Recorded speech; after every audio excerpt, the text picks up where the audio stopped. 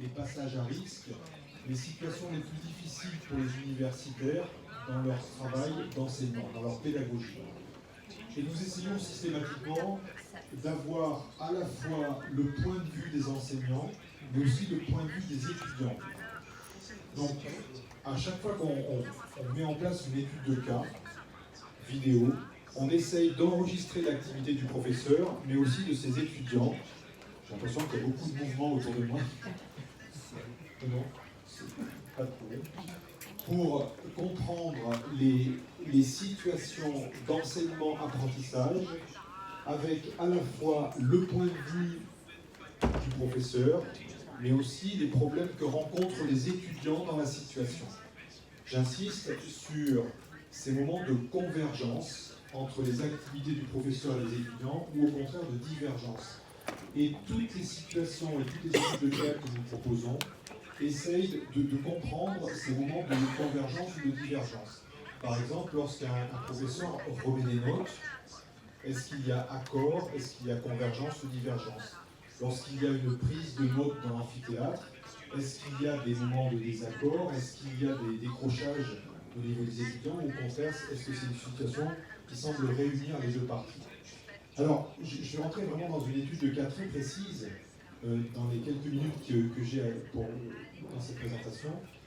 J'ai ici un professeur des universités qui est le directeur de sciences politiques à Lyon, qui est donc le directeur d'un institut emblématique en France, où on s'intéresse aux sciences politiques, et lui-même considère qu'il fait un enseignement très traditionnel.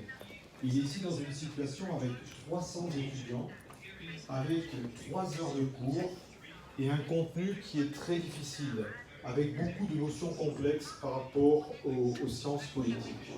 Et il accepte de changer son activité et de faire en sorte de transformer vers plus d'interactivité dans l'amphithéâtre. Si je me permets de venir quelques instants sur ce cas, c'est pour montrer qu'on est dans une transmission de connaissances où l'universitaire est concentré sur ses prises de notes et sur ces concepts difficiles à transmettre à ses étudiants, et qu'à aucun moment il ne prend en compte les étudiants qu'il a en face de lui. Un peu comme moi, qui reste concentré sur mon discours, sans forcément prendre le temps de comprendre ce que vous comprenez de ma propre intervention.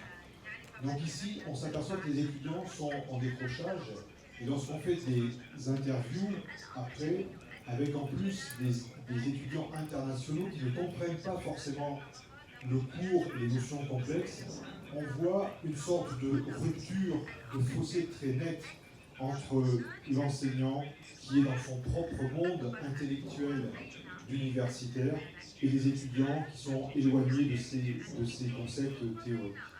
Et donc on essaye de mettre en place des choses simples, à la fois sans numérique et avec numérique. Et nous expérimentons avec lui pour que, à la fois, il y ait des votes à main levée, c'est très simple, c'est facile à mettre en place, des micro-débats où les étudiants, pendant quelques instants, peuvent travailler un concept, mettre des mots et essayer de comprendre ensemble un concept. Oui, des choses très très simples au départ. Et puis ensuite, nous allons vers les boîtiers de vote, les QR codes et tout un système numérique, pour que l'amphithéâtre, progressivement, soit un lieu d'interactivité avec des ruptures, avec des temps forts en termes de connaissances, mais aussi avec des temps de dialogue avec les étudiants. Et ceci est complètement nouveau pour lui. À la fois lui-même est dans une sorte d'apprentissage nouveau, et les étudiants découvrent aussi des moments d'interaction dans lesquels ils ne sont pas du tout à l'aise. Et il y a une sorte de non-compréhension par les étudiants de la situation, en disant « mais nous, on ne nous a jamais appris à participer ». Quand nous avions 6 ou 7 ans à l'école maternelle, nous étions très actifs en cours. Et maintenant, à l'université, on est complètement statique, dans des situations où on reçoit, on est des récepteurs de la parole du professeur, et on n'a pas l'habitude d'intervenir. Donc tout ce travail-là, qui semble être très basique, c'est un travail qui nécessite du temps, et ça aussi nécessite pour l'universitaire du courage dans cette situation-là. Il a une réputation, c'est un directeur d'un institut et il accepte de se remettre en cause pour pouvoir faire progresser ses étudiants autrement et permettre éventuellement à d'autres professeurs de faire la même chose. Donc je ne vais pas rentrer dans le détail, mais ce collègue, quelques mois après, est très impressionné par ces méthodologies et il considère qu'il a vraiment progressé parce qu'il a été accompagné. Et on voit ici toute la difficulté de changer la pédagogie dans un univers universitaire. Il faut du temps, il faut un accompagnement, il faut des personnes qui puissent aider, donc ça va se jouer en équipe. Et lui, il considère qu'il ne reviendra pas en arrière maintenant. Il voit bien que c'est une valeur ajoutée par rapport à ses étudiants. Et finalement, nous proposons, à partir de ce travail-là, qui sont des études de cas réelles, vous comprenez qu'ici, on n'est pas sur des très bonnes pratiques, on n'est pas sur des pratiques remarquables, on n'est pas sur des pratiques modélisantes, mais on est sur des pratiques réelles, ordinaires, d'enseignants qui acceptent de se mettre en jeu pour transformer leur pédagogie. Et nous avons ici, sur notre plateforme vidéo, toutes les étapes de transformation de son activité. Nous avons ici, à chaque fois, le contexte, mais aussi des séquences vidéo qui montrent réellement ce qu'il a pu faire dans la situation, avec des points clés dans la transformation que nous voyons ici au niveau de l'enseignant, et à chaque fois le témoignage des étudiants. Si je prends le temps d'expliquer cela, c'est pour vous montrer que pour la vidéo formation, pour qu'elle soit efficace, qu'elle puisse permettre à d'autres professeurs de commencer à expérimenter eux-mêmes, à s'autoriser à changer d'activité. Il faut qu'on puisse faire la preuve que cela peut marcher avec des enseignants qui acceptent de jouer cela et qui n'ont pas au départ de magnifiques pratiques, mais qui ont des pratiques ordinaires avec cette notion de viabilité, de faisabilité de la pratique qui est proposée ici. Le but, c'est de ne pas juger les personnes, mais de comprendre les activités et la transformation des activités. Donc c'est tout un challenge pour nous, pour faire en sorte que finalement, cet enseignant-là devienne une sorte de traducteur, passeur par rapport à de nouvelles activités. Et ici, j'insisterai sur le fait que changer son activité, c'est devenir de nouveau débutant. Ça se fait forcément en début de carrière, mais ça peut se faire aussi en milieu de carrière, voire en fin de carrière. Et je trouve aussi que c'est très stimulant de voir des professeurs en fin de carrière qui acceptent de se remettre en cause et qui, accompagnés par des équipes, peuvent changer leur pédagogie.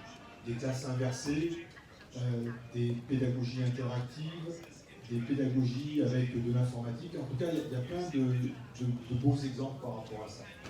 Donc, je vais terminer mon propos en disant que la plateforme qu'on essaye de mettre en place, elle s'intéresse vraiment aux situations réelles de cours que l'on retrouve à l'université. À partir de là, on essaye de comprendre quels sont les matériaux, quelles vidéos on va mettre en place sur la plateforme. On va trouver les vidéos les plus intéressantes et les plus pertinentes pour ceci. Et on essaye de repérer les effets que génèrent ces vidéos par rapport à des situations de formation. On essaye de comprendre à quoi vont servir ces vidéos. Voilà, donc on a tout un système comme ceci interactif où on essaye de comprendre l'utilité, l'utilisabilité de ces vidéos et l'efficacité de ces vidéos par rapport à des collègues. Alors on déploie ce dispositif à l'université, mais aussi dans l'enseignement scolaire. Nous travaillons actuellement avec d'autres collègues qui, dans leur culture, en Afrique, au Bénin, à Abidjan, mais aussi au Chili, actuellement en Équateur, ils sont très intéressés par cette approche du travail, où on est sur du travail réel, et à chaque fois, on essaie de comprendre à la fois ce que font les enseignants, ce qu'ils vivent dans leur pratique, et ce que vivent aussi les étudiants ou les élèves en parallèle dans leur monde au moment où ils sont en train d'apprendre et quand ils reçoivent en tout cas ces situations d'apprentissage.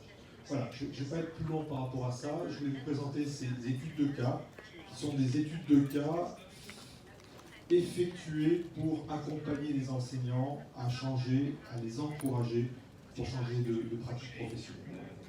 Merci à vous.